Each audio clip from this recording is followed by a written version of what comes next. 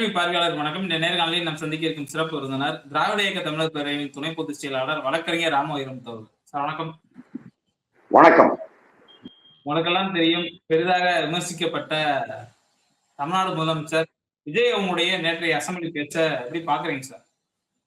அதாவது ஆளுநர் உரைக்கு நன்றி தெரிவிக்கிற தீர்மானத்துக்கு பதிலுரையாற்றிய முதல்வர் நேற்று பேசிய பேச்சு அப்படிங்கிறது இதுவரை தமிழ்நாடு முதல்வராக பதவி வகித்தவர்கள் பேசிய சட்டமன்ற உரைகளுக்கெல்லாம் ஒரு நேர்மாறாக அது ஒரு முதலமைச்சர் எப்படி பேசக்கூடாது என்பதற்கு ஒரு எடுத்துக்காட்டாகத்தான் முதல்வர் விஜயோடைய நேற்றைய பேச்சு என்பது அமைந்திருக்கிறது.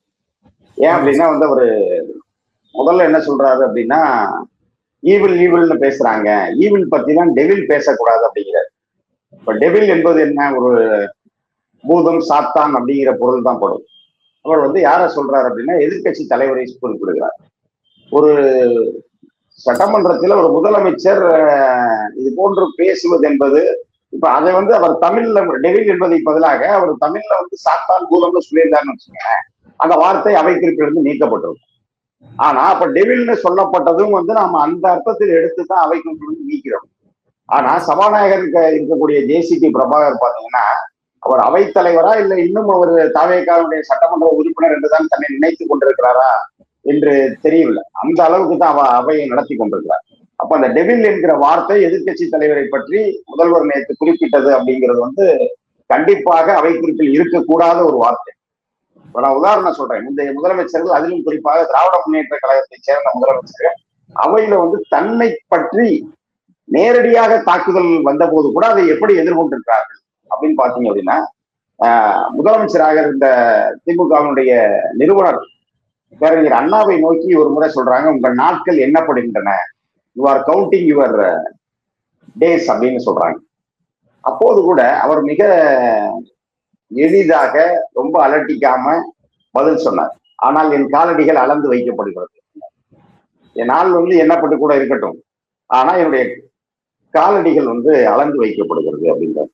அந்த வார்த்தை அவரை நோக்கி வைக்கப்பட்ட அந்த யுவர் கவுண்டிங் யுவர் டேஸ் அப்படின்றது அவர் புற்றுநோய் சிகிச்சையில் உள்ளாகி இருக்கிற நேரம்.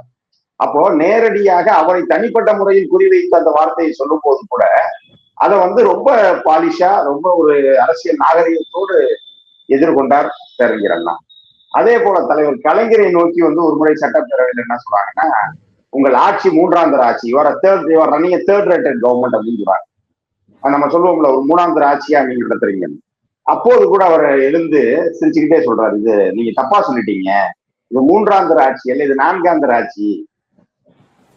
பிராமணர், வைசியர், சத்திரியர், சூத்திரர் என்று 4 வர்ணத்திலே 4வது சொல்லப்பட்டிருக்கிற அந்த சூத்திரர்களுக்காக நடத்தப்படுகிற ஆட்சி இந்த ஆட்சி அப்படின்னு அதையும் நான் பெருமையோடு எடுத்துக்கிறேன், பெருமையோட சொல்றேன் அப்படின்னு சொன்னார்.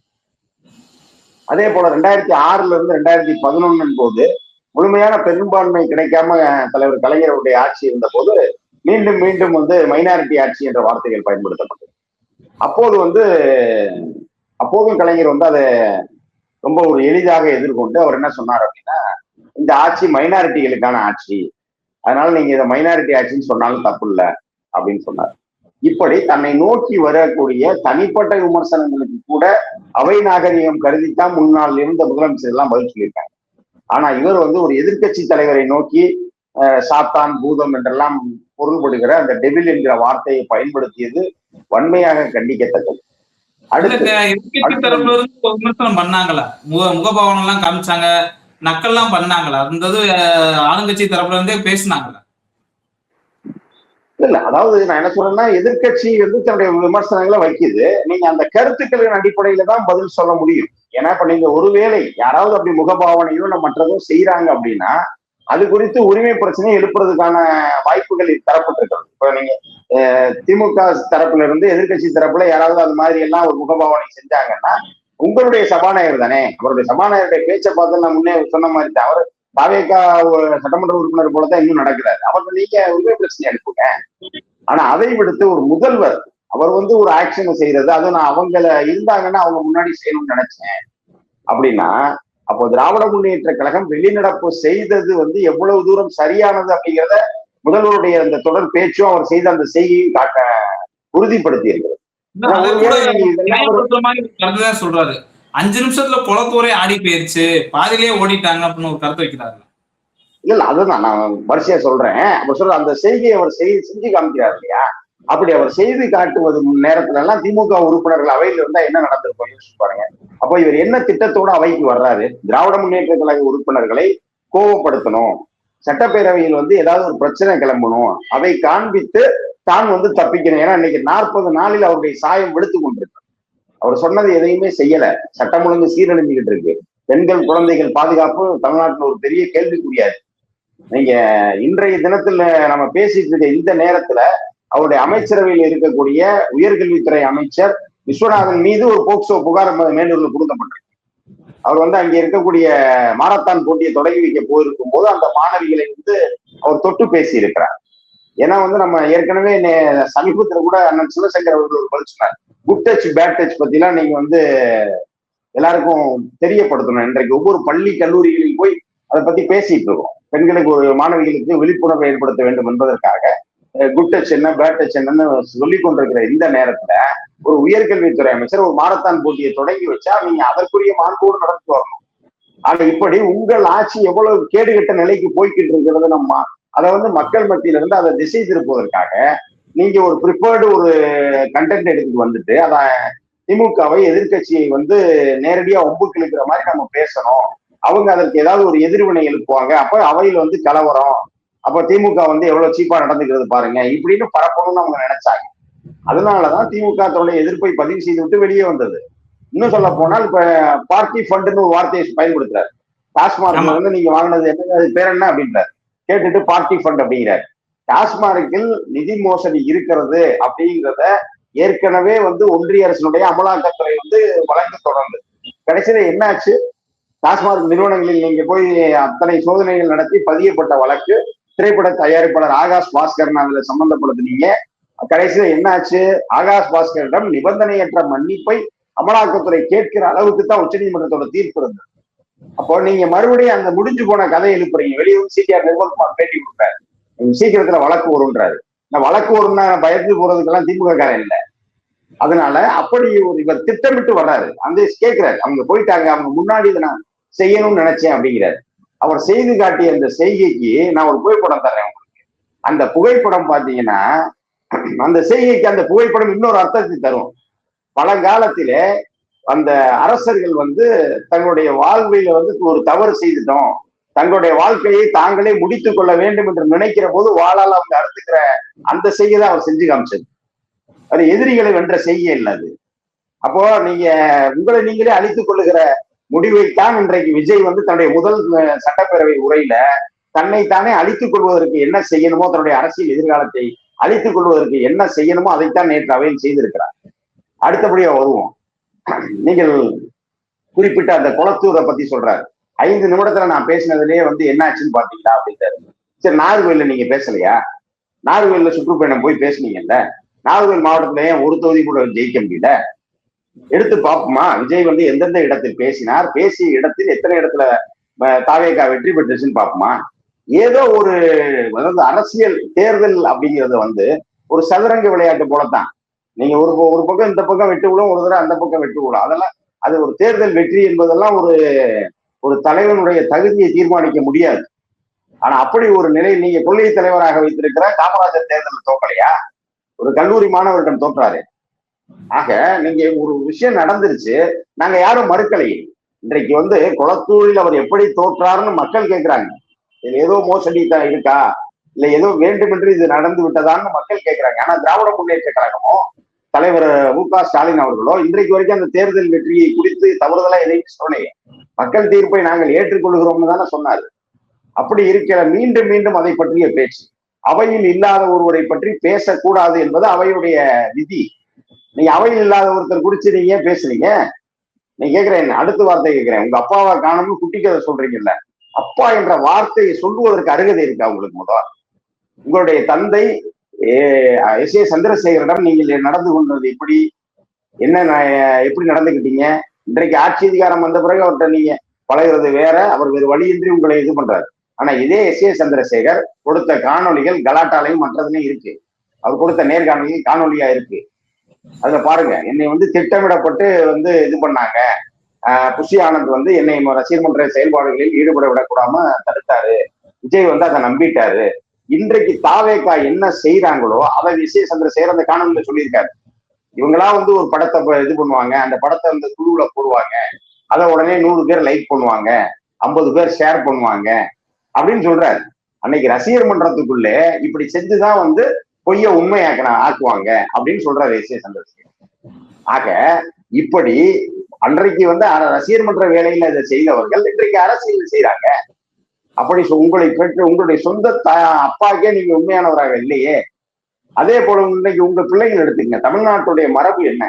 அதாவது தன்னுடைய சொத்து சுகத்தெல்லாம் வித்து, தன்னுடைய வச்சிருக்க வயக்காட்டை வித்து, சோறு போடுற அந்த வயலை வித்து கூட பிள்ளைய படிக்க வைப்பாங்க. நீ காலேஜுக்கு போ, படி, உன்னால இந்த தலைமுறை வளர்ந்து வரட்டும் அப்படின்னு சொல்லுகிற இதுதான் நம்ம பார்த்திருக்கோம். ஆனா உங்களுடைய மகள் திவ்யா சாஷா வந்து கல்லூரியில பட்டம் பெற்றாங்களே, யாருமற்ற அனாதையை போல அந்த பிள்ளை நின்று பட்டம் வாங்கியதை பார்க்கும்போது நம்முடைய கண்களே கலங்குச்சு. நீங்க வந்து எப்படி இந்த அப்பான்ற வார்த்தையை பத்தி பேசுறீங்க? இப்போ உங்களை போல நாங்களும் தனி மனித விமர்சனம் செய்யணும் அப்படின்னு நினைச்சா நீங்களாலையும் கேட்க முடியாதா? அண்ணன் உதயநிதி அவர்கள் மிக தெளிவா வெளியில சொன்னாரு. நீங்க உங்களுடைய கதைக்கு எதிர்வினையாற்றும் போது சொன்னாரு, செங்கல்பட்டு கோர்ட்ல கூட கணவனை காணணும்னு ஒரு மனைவி தேடிட்டு இருக்காங்கன்னு சொன்னாரு. ஆனா பாவம் அவர் சொல்லி கொஞ்ச நேரத்திலேயே வந்து எங்கேயும் தேட வேணாம், அவர் என் கூட தான் இருக்காருன்னு ஒருத்தவங்க ஒரு பதிவு போட்டாங்க இன்ஸ்டால. சரிங்களா? அப்போ என்ன நடக்குது? நீங்க வந்து இப்ப தனி மனித ஒழுக்கம் தான் எல்லாருக்கும் வேணும்னு பேசுனீங்களே, தனி மனித ஒழுக்கம் உங்களிடம் முதல் இருக்கிறதா? இப்ப திருவள்ளூர்ல ஒரு தனியார் கடல் உணவு பதப்படுத்தும் தொழிற்சாலைய அமோனியா வாயு வெளியேறி 3 பேர் இறந்தாங்க. அப்ப அதன் காரணமாக அன்னை வந்து பிறந்த நாளே கொண்டாடல, அன்னை வந்து கேக் வெட்டல அப்படின்லாம் இங்கிட்டு வந்து விர்ச்சுவல் வாரியர்ஸ் கம்பு சுத்திட்டு இருந்த நேரத்துல அது ஒரு போட்டோ வந்து விழுது நைட்டு 12 மணிக்கு. அப்போ நீங்க யாரை ஏமாத்துறீங்க? அப்போ இப்படி ஒரு நிலையில் நீங்கள் இருந்து கொண்டு யாரை பற்றி எதை பற்றி ஏன் பேசுறீங்க? ஸ்டாலினை பற்றி பேசுவதற்கு உங்கள் என்ன தகுதி இருக்கிறது? இன்றைக்கு அவர் வைத்துவிட்டு போன திட்டங்கள், கல்விக்காக அவர் கொடுத்த அடிப்படை தேவைகள், புதுமை பெண் திட்டமா இருக்கட்டும், தமிழ் புதல்வனாக இருக்கட்டும், அதை நீங்களே வந்து மாற்ற முடியாது. 2 மாதமா நீங்க அந்த தொகையை வந்து மாணவர்களுக்கு கொடுத்து கொண்டிருக்கிறீர்கள் என்றால் இப்போதும் மு.க. ஸ்டாலின் அந்த சபையில் இருந்து ஆண்டு கொண்டிருக்காருன்னா பொருள். நீங்க அப்ப உங்க கண்ணுக்கு, உங்க காமால கண்ணுக்கு மு.க. ஸ்டாலின் தெரியாமல் இருக்கலாம். நான் முன்னரே ஒரு நிகழ்ச்சியில உரையாற்றும் போது குறிப்பிட்டேன், அவையில் இருக்கக்கூடிய திமுக உறுப்பினர்கள் 55 பேர் மு.க. ஸ்டாலின் தான். அது எந்த மாற்றமும் இல்லை. பேரறிஞர் அண்ணா இதே போல 62 தேர்தலில் தோற்கடிக்கப்பட்ட போது அண்ணா இல்லாம உறுப்பினர்கள் மட்டும் போனாங்க. காங்கிரஸ் கேலி பேசியது, தலையில்லாத முண்டம் என்று சொல்லி பேசியது. அண்ணா சொன்னார், எதை பத்தினா நீங்க யோசிக்காதீங்க, ஒன்றும் பிரச்சனை இல்லை, நீங்கள் போவதே நான் போவதாகத்தான் பொருள் அப்படின்னு சொன்னார் அண்ணா. அதை போலத்தான் இன்னைக்கு மு.க. ஸ்டாலின் அவர்கள் சட்டப்பேரவைக்குள்ள போகலை என்றாலும் அங்கே போகிற ஒவ்வொரு திமுக உறுப்பினர்களும் மு.க. ஸ்டாலின் தான். அதனால வந்து நீங்க அப்பாவை காணோம், இதை காணும், ஆட்டுக்குட்டியை காணும் நீங்க போடுற அந்த ஆக்ஷன்ஸ் எல்லாம் நீங்க வந்து நீங்க இன்றைக்கும் அவர் நடித்து கொண்டிருக்கிறார்கள் தான் பொருள். இப்ப நம்ம பேசுறோமே, இது வந்து முதல்வரின் சட்டப்பேரவை உரைக்க குறித்த பேச்சு விமர்சனம் இல்லை. முதல்வர் நேற்று நடிச்சாரே, சட்டமன்றத்துக்குள்ள நடிச்ச படத்தோட திரை விமர்சனம் தான் நம்ம பேசிட்டு இருக்கோம். அப்படித்தான் அவர் நடந்து கொண்டிருக்கிறார். ஒரு காட்சியாகத்தான் இந்த ஆட்சி நடந்து கொண்டிருக்கிறதே தவிர அதுல வந்து தெளிவாக உண்மையா பேசுவதற்கு எதுவுமே இல்லை. இதுல மீண்டும் ஒரு கருத்தை வந்து வலியுறுத்தி பேசுறாங்க. அதாவது மக்கள் பணத்தை 1 பைசா கூட எடுக்க மாட்டேன் அப்படின்னு ஒரு கருத்தை வைக்கிறாரு. அதை நிறைவேற்றிடுவாரா? மக்கள் பணத்தை 1 பைசா கூட நான் எடுக்க மாட்டேன்னு சொல்லுவதற்கு இவர் உண்மையிலே தகுதியானவரா அப்படின்றதான் பார்க்கணும். இப்போ உங்களுடைய படங்களுக்கு முன்னாடி வந்துச்சே, உங்களுடைய தயாரிப்பாளர்கள் அனைவரும் முறையாக வருமான வரி கட்டி கணக்கு காட்டினவங்களா? இல்ல உங்களுடைய ரசிகர் மன்றத்தின் மூலம் அந்த ஷோ, நீங்க ஒரு ரசிகர் ஷோ பிக்ஸ் பண்ணிட்டு அதற்கு உள்ளபடியே என்ன கட்டணமோ அதை மட்டும் தான் வாங்கினீங்களா? பிளாக் டிக்கெட்டே விற்கலையா? ஆக அதுவும் மக்கள் காசு தானே. இந்த அரசுக்கு மட்டும் வர்றதுதான் மக்கள் காசா? அப்போ இன்றைக்கு சொல்றாரு பார்ட்டி ஃபண்டா போயிட்டு இருக்கிறதெல்லாம் இன்னைக்கு கஜானாக்கு வருது அப்படின்றாரு. அப்போ நீங்க பார்ட்டி ஃபண்டா முன்னாடி போச்சுன்றதை உங்களால் நிரூபிக்க முடியுமா? இப்ப மீண்டும் மீண்டும் நாம் கேட்பது ஒன்றுதான், இன்னும் நீங்கள் எதிர்கட்சி அல்ல. இப்பயும் தேர்தல் பிரச்சாரத்துல பேசின மாதிரி நீங்க பேச முடியாது. நீங்கள் ஆட்சிக்கு வந்து விட்டீர்கள், நடவடிக்கை எடுங்கன்னு கேட்கிறோம் நாங்க. உங்களிடம் ஆதாரம் இருக்குமேயானால் நடவடிக்கை எடுங்க. இப்ப பூச்சாண்டி காட்டுற மாதிரியே பிஎம் பேசணும். இப்ப பள்ளிக்கல்வித்துறையில மோசடி நடந்திருக்கு, அன்பில் மகேஷ் மோசடி பண்ணியிருக்கான்றாரு. பேட்டி கொடுத்தவர் யாரு? பேட்டி கொடுத்த தனியார் மெட்ரிகுலேஷன் பள்ளி நிர்வாகி, பாஜகவோட மாநில கல்வி அலுவலக தலைவர். உண்மையிலேயே சரியான நபரா அவரு புகார் கொடுக்குற அளவுக்கு? அரசியல் காரணமா இப்படி அவர்கிட்ட புகார் வருகிறது. இதை இவங்க பேச வைக்கிறாங்க. இப்படி ஒவ்வொன்றும் இவர்கள் தரப்புல தான் இப்படி தப்பு நடக்குது, அப்படி தப்பு நடக்குதுன்னு சொல்றாங்களே தவிர, நாங்க வரவேற்கணும், நடவடிக்கை எடுங்க, முறையாக நடவடிக்கை எடுங்க. இதுவரைக்கும் திராவிட முன்னேற்ற கழகம் எந்த வழக்கிலும், ஊழல் வழக்கிலும் எதுலையுமே இதுவரை கண்ணில் காணதில்லை, தண்டனை பெற்றதில்லைன்னு, குற்றம் நிரூபிக்கப்பட்டதில்லை. என்ன காரணம் தான்? உண்மை இல்லை. அதனாலதான் நாங்க தைரியமாக ஒன்றிய அரசோடய நாங்க மோத தயாரா இருக்கோம். நீங்க மாநில அரசை முன்பே ஆண்டவர்களோட இவ்வளவு கேவலமா விமர்சனம் வச்சுட்டு, இதே விஜய் தன்னுடைய ஆளுநர் உரைக்கு நன்றி தெரிவிக்கும் தீர்மானத்துல என்ன சொல்றாரு? நாங்க ஒன்றிய அரசோட மோதல் போக கடைபிடிக்க மாட்டோம், அவங்களோட இணைந்து வளர்ச்சி திட்டங்கள்ல செயல்படுவோம் அப்படின்னு சொல்றாரு. இதை அந்த அமைச்சரவையில் இருக்கிற மற்ற கட்சிகள் ஏற்றுக்கொள்கிறதா? அதுக்கு நான் பதில் சொல்லணும்ல. இப்ப அதை விட மிக இது என்னன்னா, நான் நீண்ட காலமாக மக்கள் பணியில இருக்கேன், நான் ஈழத்துக்காக அன்றே போராடினேன், 2008லயே நான் ஈழத்துக்கு அதெல்லாம் பண்ணியிருக்கேன், உண்ணாவிரதம் இருந்தேன் அப்படின்னு சொல்றாரு. ஆனா அதே வரிசையில ஓரமா அண்ணன் வன்னியரசு உட்கார்ந்துருக்காரு. அண்ணன் வன்னியரசு அதே காலகட்டத்தில் கொடுத்த ஒரு காணொலி என்கிட்ட இருக்கு. நான் ஒரு கையெழுத்து இயக்கம் போற நிறுத்துறதுக்கு ஒரு கையெழுத்து இயக்கம் பண்றாங்க பிசிகால. அந்த கையெழுத்து இயக்கத்துல கையெழுத்து போட சொல்லி ஷூட்டிங் ஸ்பாட்ல போய் விஜயை பார்த்தாரு. ஐ எம் நாட் இன்ட்ரெஸ்டட் அப்படின்னு சொல்லி வந்தவங்களை திருப்பி அனுப்புறாரு. வெளியே அண்ணன் வன்னியரசு கொடுத்த பேட்டி இப்ப என்கிட்ட இருக்கு. அப்ப அந்த வரிசையில வன்னியரசு அண்ணன் எப்படி இதெல்லாம் கேட்டுட்டு உட்கார்ந்துருக்காரு? இன்னைக்கு மதுரையில் அடிபட்டவனுக்கு மானாமதுரையில போய் துதிச்சு சார்ந்த மாதிரி நேற்று அவர் அப்பா என்று சொல்லி கொச்சைப்படுத்தி பேசியது இன்னைக்கு அண்ணன் திரும்ப அதை எதிர்த்திருக்கிறார், கண்டனம் தெரிவிச்சிருக்கிறார். வரவேற்கணும். ஆனா இந்த கண்டனம் எப்போ வந்திருக்கணும்? அவர் பேசி முடித்த அடுத்த நொடியில கண்டனம் தெரிவிச்சிருக்கானாமா தொல் திருமாவளவன். இன்னைக்கு வேறு வழி இல்லாம இல்ல உங்களுடைய உண்மை உலகுக்கு தெரிந்து விடுங்கிறதுனால இன்னைக்கு சொல்றாரு. இதை நீங்க உங்கள் கட்சி மேடைகள் கூட பேசத்தகாத பேச்சு, இதை நீங்க சட்டமன்றத்தில் பேசுவது தவறு அப்படின்னு சொல்றாரு. ஆனா அதே ஸ்பாட்ல உட்கார்ந்துருக்க வன்னியரசனை நீங்க ஈழத்தை பத்தி பேசும்போது பாவம் அமைதியா உட்கார்ந்துருக்காரு, அவரால் பேச முடியல, என்ன செய்யறது? அதே மாதிரி அவங்க அண்ணன் வன்னியரசு அவர்கள் பேசும்பொழுது ஒன்றிய அரசு குறித்து தவறா பேச போறாரு, உண்மையைத்தான் பேச போறாரு. ஆனால் அவர் தடுக்கப்படுறாரு, ஒன்றிய அரசு குறித்து பேசாதீர்கள் அப்படிங்கிற. அப்போ வன்னியரசு அண்ணன் போன்றவருடைய நாங்க சட்டப்பேரவைக்குள்ள அண்ணன் வன்னியரசு போகும்போது ரொம்ப சந்தோஷப்பட்டோம். ஒடுக்கப்படுவர்களுடைய குரலாக அவர் ஒழிப்பார் அப்படின்னு நினைச்சோம். ஆனா கிட்டத்தட்ட இன்னைக்கு வன்னியரசு அண்ணனுக்கு வாய்ப்பூட்டு போட்ட மாதிரி வச்சிருக்காங்க. ஆக இப்படியான ஒரு நிலையை நீங்கள் நடத்தி கொண்டிருக்கிறீர்கள். இப்ப பெரியாரை கொள்கை தலைவர்னு இத்தனை சொல்லிட்டு இப்ப சொல்றீங்க பெரியாரோட எல்லா கொள்கையும் எங்களுக்கு ஏற்புடையதல்ல, பெரியாரோட கடவுள் மறுப்பு நாங்க ஏத்துக்க மாட்டோம்னு சொல்றீங்க. இப்படி ஒவ்வொன்றிலும் உங்களுக்கு வசதியான ஒவ்வொன்றை எப்படி வச்சுக்கிறீங்க? ஆக இந்த சட்டமன்ற பதிலுரை ஆற்றிய இந்த பதிலுரை என்பது விஜய் தன்னுடைய அரசியலுக்கு தனக்குத்தானே அவரை வைத்துக் கொண்ட புள்ளி என்றுதான் நான் பார்க்கிறேன். ஓகே சார், பல்வேறு கருத்துக்கள் அரசாங்கம் வாங்கியிருக்கீங்க. வாய்ப்புக்கு நன்றி, வணக்கம்.